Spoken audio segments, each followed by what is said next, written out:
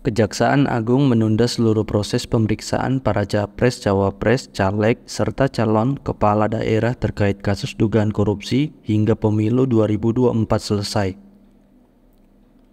Keputusan tersebut disampaikan langsung oleh Jaksa Agung Sanitiar Burhanuddin dalam memorandumnya pada Minggu 20 Agustus 2023.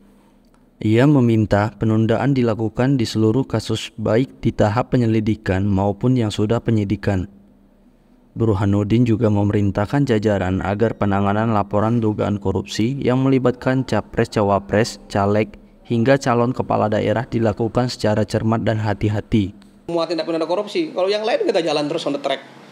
Tapi itu pun ya kita batasi juga. Kalau sekarang Pak terjadi boleh nggak? Boleh. Karena kalau yang sekarang masih bakal calon.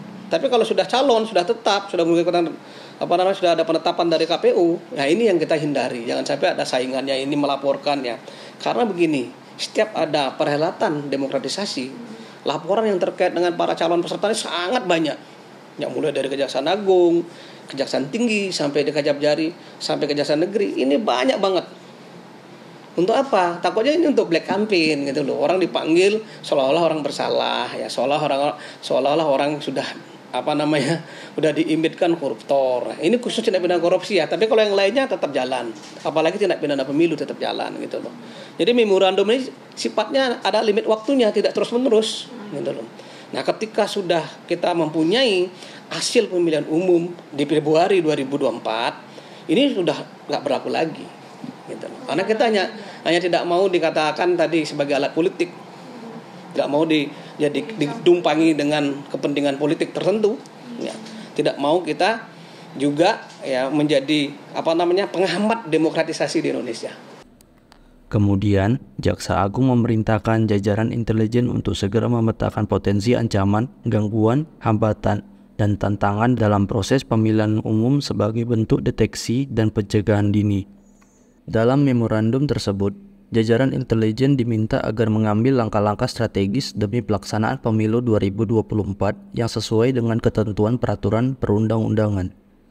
Itu para calon sering dikriminalisasi dengan laporan-laporan yang kemudian sering tidak terbukti, sehingga dia sudah terlanjur jatuh namanya dan tidak terpilih, bahkan tidak berani mendaftar juga. Nah sekarang Kejaksaan Agung kembali mengumumkan kebijakannya untuk pencalonan dalam kaitan dengan pemilu, kasus-kasus korupsi supaya ditunda dulu sampai pemilu selesai. Yang Pilpres dan Legislatif ya ditunda sampai dengan tanggal 14 Februari. Sementara itu, Rocky Gerung menanggapi keputusan Kejagung tersebut melalui channel YouTube-nya.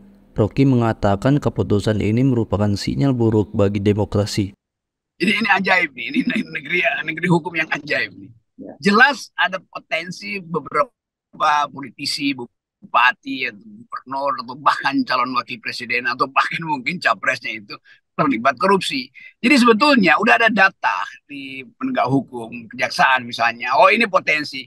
Jadi justru mereka menghalangi potensi itu manifest menjadi kasus kan. Jadi intinya tunda atau lepaskan dulu potensi kriminal demi tahun politik. Itu konyol. Ya kalau dia kriminal dia tangkap aja kan. Kan banyak capresnya yang memang baunya korupsi, ada sprindik di situ kan. Jadi ini sinyal buruk bagi demokrasi. Seolah-olah mereka yang akan ditangkap itu harus dimaafkan dulu, nanti setelah mereka berkuasa baru diproses. Nah kalau udah berkuasa bagaimana prosesnya coba. Jadi bayangkan misalnya satu dari mereka yang lagi nyapres sekarang misalnya itu terlibat kasus korupsi itu. Lalu dia jadi wakil presiden. Lalu bagaimana memproses seseorang yang sudah jadi wakil presiden? Jadi ini konyolnya kejaksaan ini kayak mau nyimpan kucing dalam karung, padahal karungnya udah robek, kita udah tahu kucingnya itu kucing apa ya di situ, kucing maling itu. Jadi sebetulnya ini kelakuan penegak hukum ini yang membuat demokrasi itu membusuk. Ini yang sering kita sebut sebagai political decaying, pembusukan institusi politik, institusi hukum segala macam. Jadi ngapain juga orang mesti diam-diam aja kalau begitu kan, nggak usah proses kan. Begitu diucapkan orang merasa berarti Kejaksaan Agung tahu si ini adalah potensi sebagai koruptor. Tetapi kita tunggu dulu Kalau dia nggak terpilih baru ditangkap. Kalau dia terpilih jangan ditangkap. Kan kira-kira begitu kan. Jadi tetap pemberantasan korupsi diasuransikan pada pertimbangan politik. Itu buruknya. Kan dulu zaman Jawa, zaman kepemimpinan KPK yang masih bagus itu. Justru KPK yang diminta untuk kasih contreng merah, contreng hijau pada capres-capres itu. Supaya rakyat tahu sih ini potensi loh kena hukum tuh. Kan itu intinya kan. Jadi mestinya Kejaksaan Agung menegur para politisi ini, mau anggota DPR, calon kepala daerah, atau bahkan calon presiden, wakil presiden, beritahu pada publik bahwa ini potensi kena sprindik loh, ini potensi kasusnya dibuka loh, supaya ada keterbukaan informasi. Jangan sampai setelah udah terpilih, lalu susah untuk diproses karena kekuasaan dia sudah pasti akan menghalangi proses-proses pidana yang menyangkut kehidupan kriminal dia sebetulnya kan. Jadi bagian-bagian ini kan, jadi kita bayangin itu kayak malaikat yang bilang oke, tunggu dulu ya, jangan dulu dihalangi di Siratul Mustaqim, tunggu dia masuk surga dulu tuh. Ya udah masuk surga ngapain lewatin Siratul Mustaqim kan begitu.